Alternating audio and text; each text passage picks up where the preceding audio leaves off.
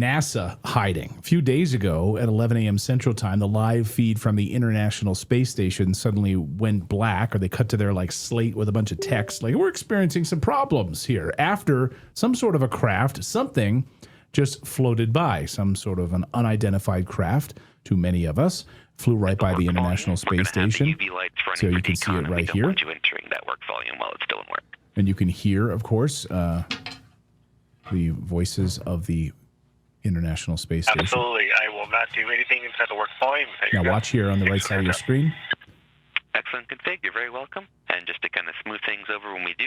What the hell is NASA hiding? A few days ago at 11 a.m. Central Time, the live feed from the International Space Station suddenly went black, or they cut to their slate with a bunch of text. We're experiencing some problems here after some sort of a craft, something just floated by, some sort of an unidentified craft to many of us, flew right by the International Space Station.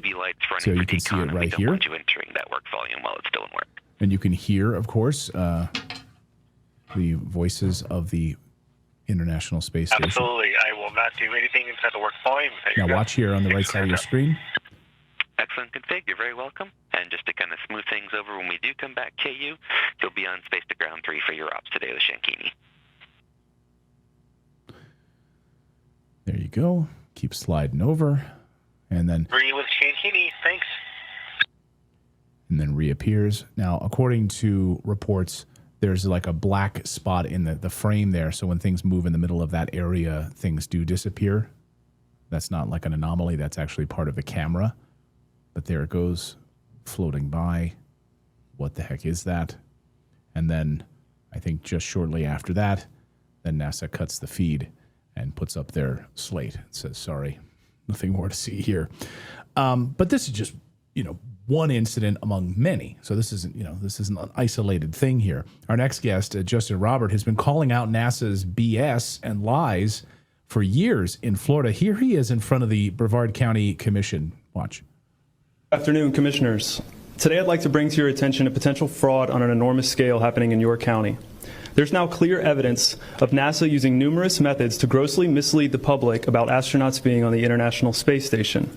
During interior ISS scenes from NASA's own live feed, the use of wires, harnesses, green screens, and virtual reality have been detected to achieve the appearance of a weightless environment.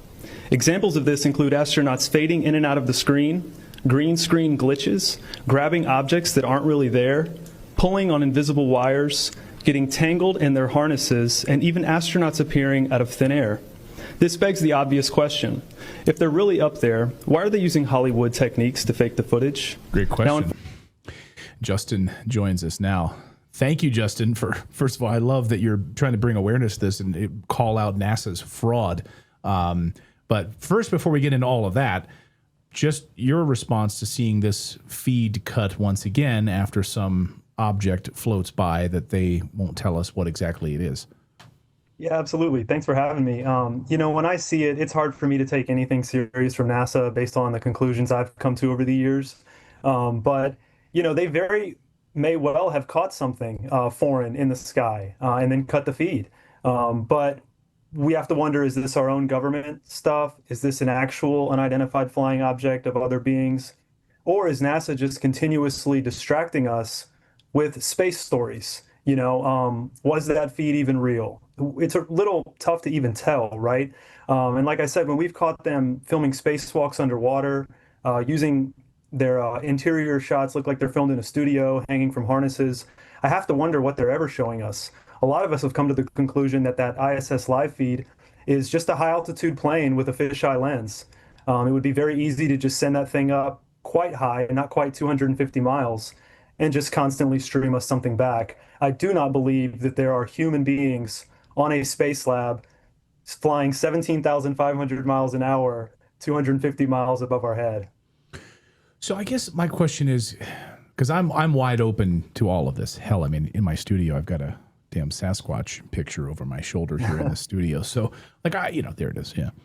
I'm open to anything, right? So just show me the evidence. I come from the Thomas Sowell, just show me the evidence here. And what you're showing in these videos, of course, the harnesses, the strings, why? Why would they do this? Why would they go to such great lengths to even have like a 250 mile above the earth high altitude plane just there with a live feed? Like, what's the purpose of them lying to us with this?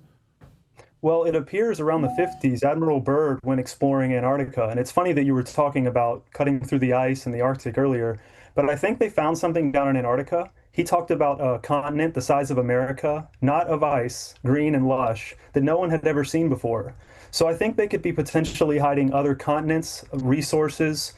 Who knows what other sorts of secrets? Maybe the aliens are beyond Antarctica.